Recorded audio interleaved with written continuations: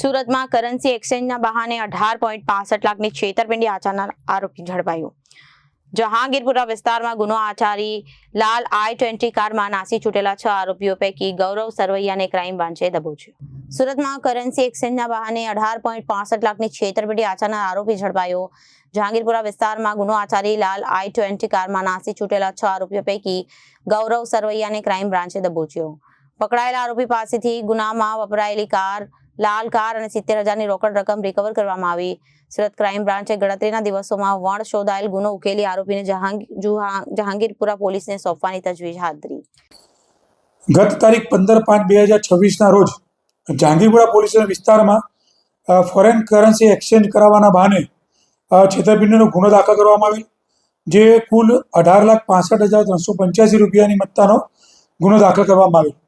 જે ગુનો દાખલ થતાં ક્રાઇમ બ્રાન્ચને ઇન્ફોર્મેશન મળતા ક્રાઇમ બ્રાન્ચે ટેકનિકલ સર્વેલન્સ અને સીસીટીવીની મદદથી આરોપીને આઈડેન્ટિફાય કરી, ગાડી લાલ કલરની i20 ગાડી આઈડેન્ટિફાય કરી, જે આધારે આરોપી ગૌરવ સરવૈયા જેની આધારે ધરપકડ કરવામાં આવેલ છે અને i20 કાર કબજે કરવામાં આવેલી છે। આ ગુનામાં ટોટલ 6 આરોપીઓ છે, જેમાંથી એક આરોપી ગૌરવ સરવૈયા છે। બીજા આરોપી આઈડેન્ટિફાય થઈ ચૂકેલા છે, પરંતુ હાલ તપાસ ચાલુ હોવાના કારણે આરોપીના નામ આપી શકાય તેમ નથી અને આગળની તપાસ જહાંગીરપુરા પોલીસ સ્ટેશનને કરવા માટે આરોપીને ત્યાં સુપ્રત કરવામાં આવનાર છે। Bureau report, Janadesh news.